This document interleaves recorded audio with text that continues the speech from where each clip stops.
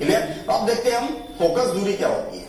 Focus दूरी, तो focus दूरी मैं लिख देता हूं यहां पर, फोकस दूरी, फोकस दूरी। फोकस दूरी क्या होगी, इसके ध्रुव से इसके फोकस तक की जो ये दूरी है, ये क्या कहलाती है, इसकी फोकस दूरी कहलाती है। नाम से क्लियर है, फोकस दूरी। भैया फोकस तो कहां से, तो दर्पण से, ठीक है ना। ये जो दर्पण है, दर्पण से जहां जितने भी दूर इसका फोकस बन रहा, वो क्या कहलाएगी, फोकस दूरी कहलाएगी। देखिए यहां पर फोकस बन रहा था, तो यहां से ये वाली जो दूरी क्या कहलाएगी, फोकस दूरी कहलाएगी। और इसको स्मॉल एफ से प्रदर्शित किया जाता है, स्मॉल एफ से प्रदर्शित किया जाता है, क्योंकि कैपिटल एफ से तो हम फोकस को प्रदर्शित कर रहे हैं, और फोकस दूरी को स्मॉल एफ से प्रदर्शित किया जाता है। इस दर्पण के लिए फोकस दूरी क्या होगी, ये वाली, इस दर्पण के लिए फोकस दूरी होगी स्मॉल को प्रदर्शित किया जाता है। अब द्वारक क्या होता है, द्वारक देखिए, द्वारक जिसको अपर्चर बोला जाता है, अपर्चर, ठीक है, अपर्चर बोला जाता है। इसको हम समझते हैं कि द्वारक क्या होता है। ये जो दर्पण बना हुआ है, दर्पण का बोलिए चाहे लेंस का, आगे चल के हम लेंस में पढ़ेंगे, वहां पर भी यही शब्दावली लगभग हमें मिलने वाली है। तो लेंस बोलिए चाहे दर्पण बोलिए, इसका द्वारक क्या होता है। तो द्वारक का मतलब ये होता है कि अगर ये मान लिया जाए कि क्या मैंने क्या ये गोले से काटा हुआ है, ये कैसे काटा हुआ है, गोले से काटा हुआ है, तो इसका जो द्वारक रहेगा वो द्वारक क्या रहेगा, यहां से, ये वृत्ताकार है, तो वृत्ताकार से यहां से लेके यहां तक की जो दूरी है वो क्या कहलाती, द्वारक कहलाती। कौन सी दूरी, सीधी सीधी दूरी, ऐसी ऐसी ऐसा है ये, ऐसी वाली दूरी नहीं, ये यहां से इस बिंदु से इस बिंदु तक व्यास बोल सकते हैं हम इसको। तो डायरेक्ट अगर व्यास देखेंगे तो ये क्या कहलाएगा, इसका द्वारक कहलाएगा। तो हमें यहां पर देखना है, हमारे पास दर्पण है और दर्पण का द्वारक निकालना चाह रहे हैं, तो सिंपल सी बात है, इसका जो ये व्रत है ना, ये वृत्तीय भाग, इसका व्यास निकाल लो।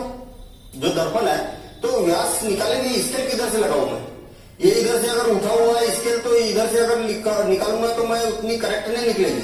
ये जिधर झुका हुआ है ना, उधर से स्केल को लगा के इसको मापना बड़ा आसान हो जाएगा। तो यहां पर देखिए मैं मापता हूं इसको, देखता हूं कि कितना है, तो ये 4.7, ठीक है, इसका क्या है 4.7 है। अच्छा इसका क्या है, इसका भी लगभग 4.7 ही है। और इसी प्रकार से हम लेंस का भी निकाल सकते हैं, उसी प्रकार से जैसा कि हमने दर्पण का निकाला है। सिंपल बात है।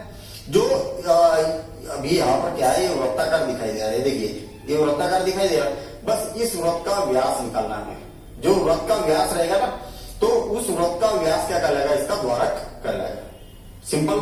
लेकिन कई बच्चे समझते हैं कि ये वृत्त तो सर ये अंदर, ये जो सतह है ये तो अंदर दबी हुई है, तो अंदर जो सतह दबी हुई है, तो उसको अगर हम यहां से अगर व्यास निकालेंगे, सतह से निकालेंगे, वो ज्यादा होगा ना, तो वो ज्यादा वाला नहीं है।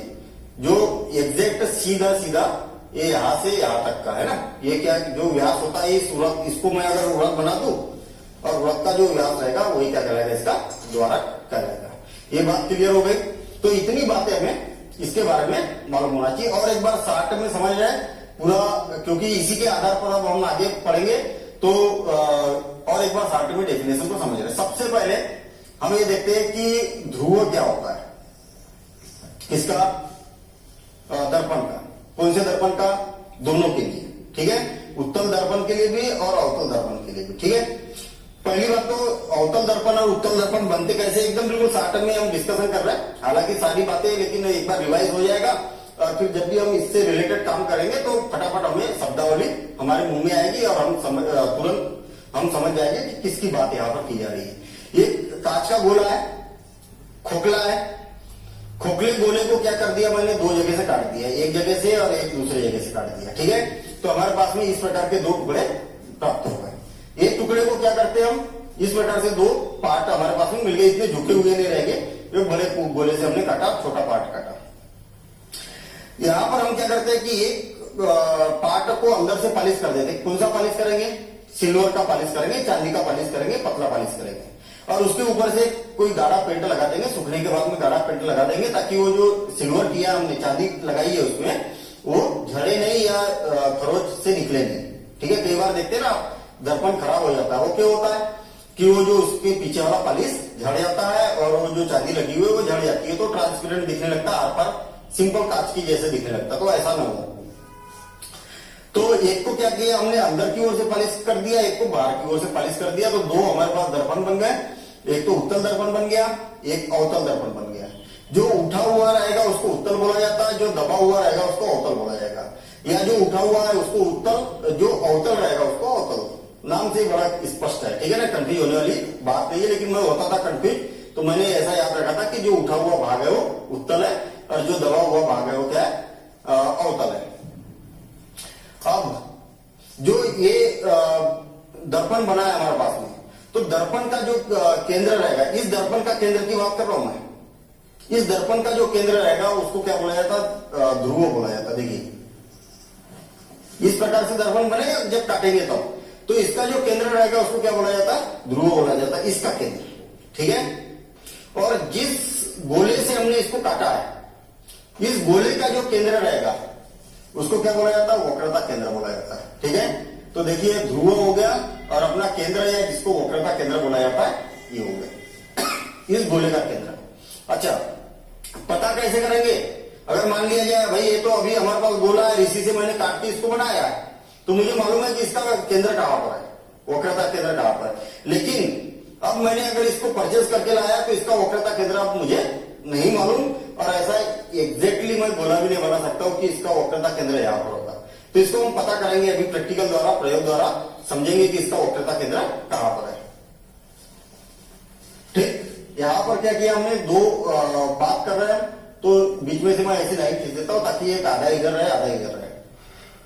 दोनों का वक्रता केंद्र क्लियर सी बात है कि ये बीच में ही रहेगा। ठीक है, इसका मतलब ये दर्पण के पीछे रहेगा वक्रता केंद्र और ये दर्पण के सामने वक्रता केंद्र रहेगा। ठीक है, इसी प्रकार से ये वक्रता केंद्र इस दर्पण का इधर सामने की ओर रहेगा, इस दर्पण का इधर पीछे की ओर रहेगा।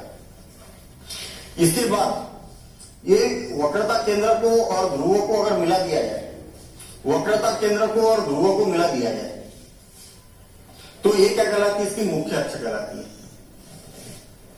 समझ में आई बात? ये क्या कहलाएगी, इसकी मुख्य अक्ष कहलाएगी, प्रिंसिपल एक्सिस जिसको बोला जाता है। ये हो गया वक्रता त्रिज्या हो गई, मुख्य अक्ष हो गई। अब अभिलंब क्या होता है, तो अभिलंब के बाद, अच्छा फोकस समझ लेते पहले हम, फोकस क्या होता है। तो फोकस को समझने के लिए हमें ऐसा समझना पड़ेगा कि कोई प्रकाश किरण किसी दर्पण, उत्तल दर्पण या अवतल दर्पण पर आपतित होती है। देखिए आपतित होती है, तो परावर्तन के पश्चात जिस बिंदु से होकर मुख्य अक्ष को जिस बिंदु पर काटती है उसको क्या बोला जाता है, जिस बिंदु पर मिलती है या जिस बिंदु पर काटती हुई प्रतीत होती है तो उसको क्या बोला जाता है, फोकस बोला जाता है। ये किसके लिए, अवतल दर्पण के लिए। उत्तल के लिए क्या होगा कि अगर मुख्य अक्ष के समांतर जो प्रकाश किरणें आती है और परावर्तन के पश्चात जिस बिंदु, मुख्य अक्ष के जिस बिंदु से आती हुई प्रतीत होती है, तो उस बिंदु को क्या बोला जाता है, उस बिंदु को क्या बोला जाता है, फोकस बोला जाता है, इसका फोकस। ठीक है, तो दोनों के अलग अलग परिभाषाएं यहां पर बनेगी। यहां पर ये डैश डैश जो होती है ना, तो आभासी है ये, है ना, ये जो डैश डैश है वो क्या है, आभासी है, यहां से आती हुई प्रतीत होती है। जैसा कि हमने समतल दर्पण में बनाया था किस प्रकार से आभास होता है वो ऐसा। ठीक है, तो अपना ये फोकस भी हो गया।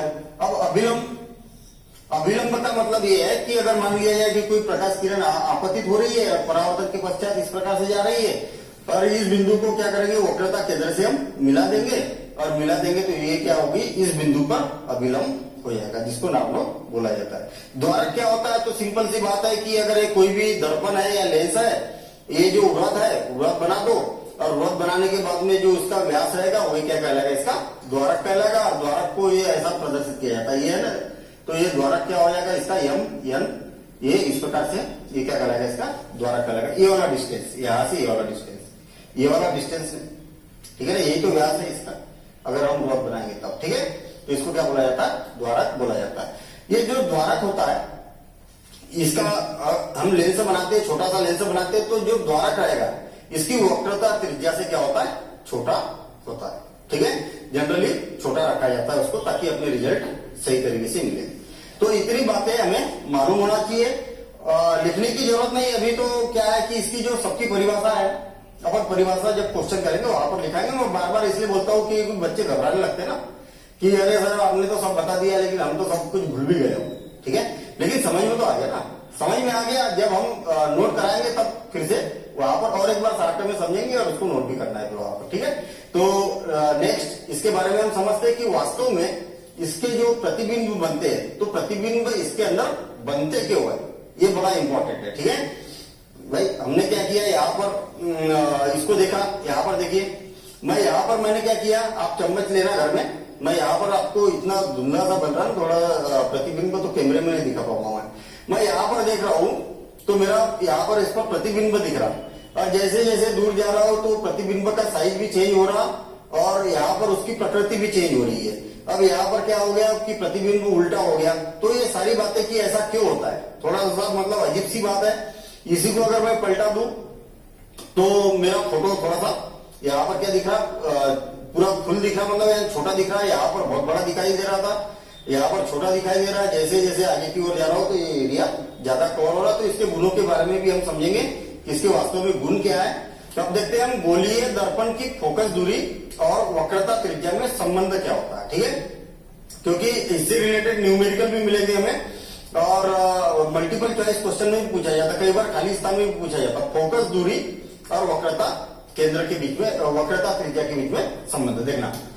अभी यहाँ पर अगर देखेंगे, एक मैं दर्पण बना रहा हूं, अवतल दर्पण बना रहा हूं। ठीक है, इस प्रकार से हमने क्या किया, एक अवतल दर्पण बनाया। वो अवतल दर्पण का जो केंद्र रहेगा इसको क्या बोला जाता है, ध्रुव बोला जाता है।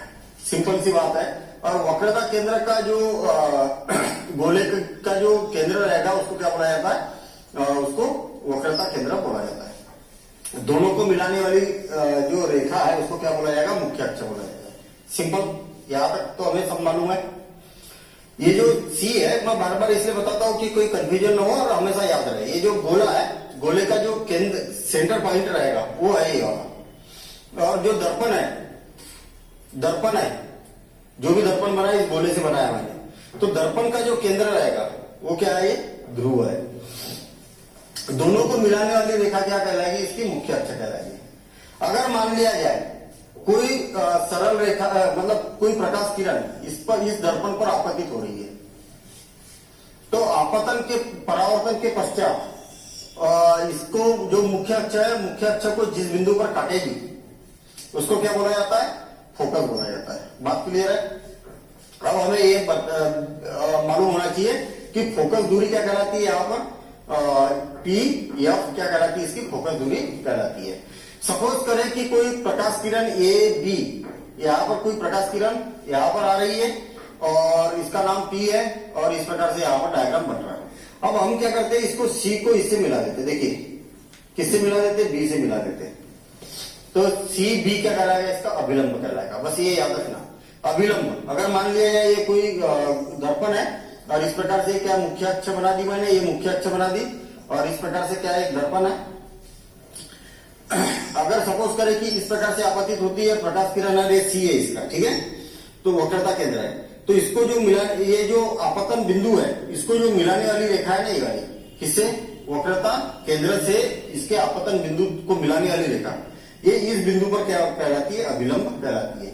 इसका मतलब ये कोण और ये कोण क्या होता है, यहाँ पर आई और आर क्या होता है, हमेशा बराबर होता है। सिंपल, जैसा समतल दर्पण में हमने किया था, सेम वही का वही कॉन्सेप्ट है। अगर यहाँ पर मान लिया जाए कोई प्रकाश किरण यहाँ पर आपतित होती है और यहाँ से परावर्तन के पश्चात यहाँ से जाती है। अगर हम सी को इससे मिला दे, देखिए इस आपतन बिंदु से मिला दे, तो ये आई बन जाएगा और ये क्या बन जाएगा, आर बन जाएगा। मतलब ये दोनों कोण क्या होंगे, इसके बराबर होते हैं। जो काम यहाँ पर किया वही बात हम यहाँ पर लिख सकते हैं।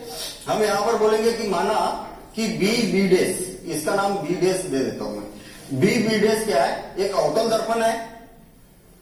देखिए माना बी बी डैश एक अवतल दर्पण है, जो जो काम किया वही हम यहाँ पर लिख सकते हैं। पी क्या हो गया, उसका ध्रुव हो गया और सी इसका वक्रता केंद्र हो गया। तब माना यहां पर लिख ही देता हूं मैं, है ना, माना बी बी डैश ये क्या है, कौन सा दर्पण है? अवतल दर्पण है। अवतल दर्पण है जिसका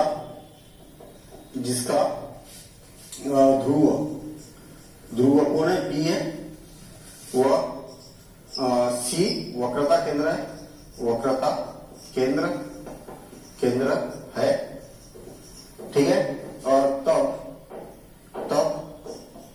जब लिखा हूं मैं, जब कोई प्रकाश किरण क्या होगी दर्पण पर, ये प्रकाश किरण ये भी दर्पण पर आपतित होती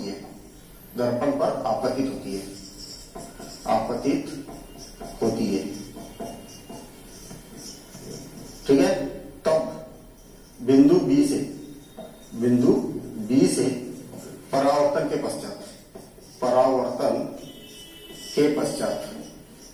पश्चात कहां से होकर जाती है? फोकस से होकर जाती है। तो फोकस से होकर जाती है, ठीक। तब CB क्या होगा? इस CB क्या हो जाएगा? बिंदु B पर क्या हो जाएगा? अभिलंब होगा, ठीक है। और जब अभिलंब होगा तो ये वाला कोण क्या कहलाएगा? आपतन कोण, और ये वाला कोण क्या कहलाएगा? परावर्तन कोण कहलाएगा। तब कोण ABC इज इक्वल टू कोण, ये वाला कोण ABC, ये वाला कोण, और इज इक्वल टू क्या हो जाएगा? CBF, कोण CBF। यहां पर अगर हम देखेंगे तो एक समकोण एक त्रिभुज दिखाई दे रहा है। यहां पर देखिए एक CBF, ये क्या है? त्रिभुज है, ठीक है।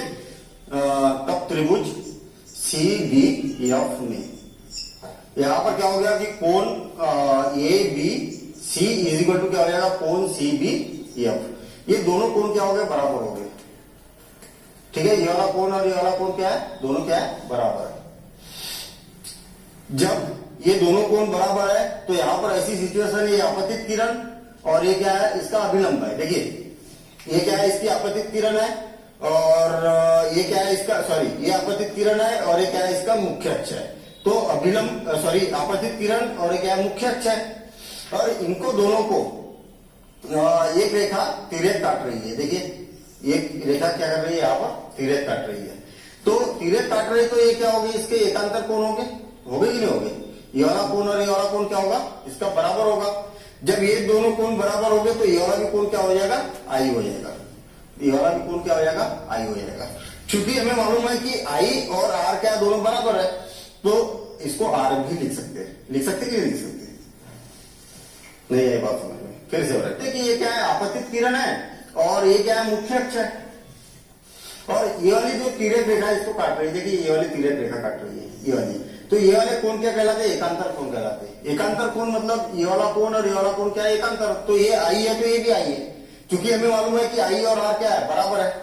मतलब हम यहां लिख सकते हैं कोण I बराबर से कोण R, ठीक है। ये दोनों कैसे बराबर है? अब हम यहां पर बोलेंगे कि रेखा AB और समांतर है CP, है ना? ये समांतर है, तब क्या हो जाएगा? कोण ABC इज इक्वल टू क्या हो जाएगा? कोण BCF। तो हम बोल सकते हैं कि यहां पर क्या हो जाएगा? इसलिए क्या हो जाएगा? एंगल ये BCF इज इक्वल टू क्या हो जाएगा? कोण I और इज इक्वल टू क्या हो जाएगा? कोण R, ठीक है। तो मतलब हम यहाँ पर क्योंकि I है और I का ही मान क्या होता है? R होता है। तो हमने यहाँ पर बोल दिया कि इस कोण का मान कितना हो गया? R के बराबर हो गया। अब जब हमें मालूम है कि कोई भी त्रिभुज है, देखना ये वाली प्रॉपर्टी मालूम होना चाहिए वही त्रिभुज की। कोई भी त्रिभुज हो और उस त्रिभुज के अगर दो कोण बराबर हो, कोई भी दो कोण बराबर हो, तो इनके विपरीत, इनके सम्मुख भुजाएं बराबर होती है।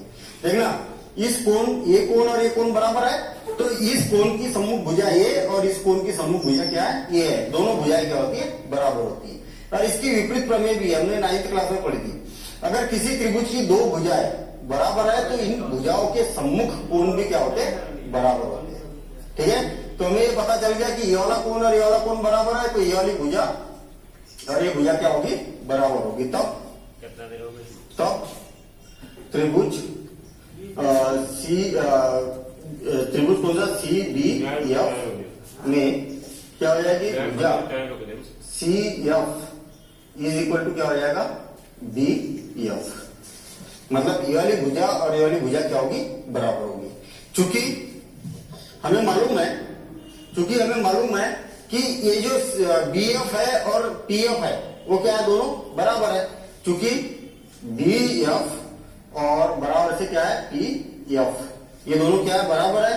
तो हम ये बोल सकते हैं कि जब ये दोनों बराबर है, ये वाला और ये वाला बराबर है, तो हम बोल सकते हैं कि सी एफ, तब C F is equal to क्या हो जाएगा, पी एफ। ठीक है, देखना ये भुजा इसके बराबर है और ये भुजा इसके बराबर है, तो ये भुजा इसके बराबर होगी कि नहीं होगी। अच्छा, पहली बात तो ये देखें कि ये वाली दोनों भुजा क्यों बराबर है भैया। ये दोनों भुजा इसलिए बराबर है कि अगर मान लिया जाए कि ये तो अभी दूर रेखा थी, अगर अब पास में है तो भी तो ये रेखा यही से पास गुजरेगी। ऐसे ही अगर ये वाली भुजा यहां से पास होगी तो भी तो यही से गुजरेगी। जैसे जैसे मुख्य अक्ष के समीप आएगी तो ये वाली दूरी और ये वाली दूरी लगभग हमें बराबर दिखेगी। इसका मतलब हम बोल सकते हैं कि ये वाली दूरी और ये वाली दूरी क्या है, समान होगी। और जब लगभग बराबर है तो सी एफ इक्वल टू क्या हो जाएगा, पी एफ हो जाएगा। तो इसी प्रकार से सीपी इक्वल टू क्या हो जाएगा, सीपी इक्वल टू सी से लेके पी के बीच की दूरी, सीपी इक्वल टू क्या हो जाएगा, C F plus P F. ठीक है, तो पी एफ, तो पी एफ का मान कितना है, पी एफ का मान क्या है, सी एफ के बराबर है। तो इक्वल टू क्या आ जाएगा, C F plus C F, C F plus C F. और CP equal to 2 C F. और सीपी का मान कितना है, सीपी का मान यहां से लेके इसको क्या बोला जाता है, वक्रता त्रिज्या बोला जाता है। तो इसका मान कितना है, आर है, तो R equal to 2 C F. तो सी एफ इक्वल टू क्या आ जाएगा, आर डिवाइडेड बाय 2। इसका मतलब सी एफ किसको बोला जाता है, फोकस को बोला जाता है। तो ये क्या हो जाएगा, आर डिवाइडेड बाय 2। ठीक है, फोकस दूरी। तो हम यहां पर बोल सकते हैं कि जो फोकस दूरी होती है वक्रता त्रिज्या की आधी होती है। फोकस दूरी जो होती है वक्रता त्रिज्या की आधी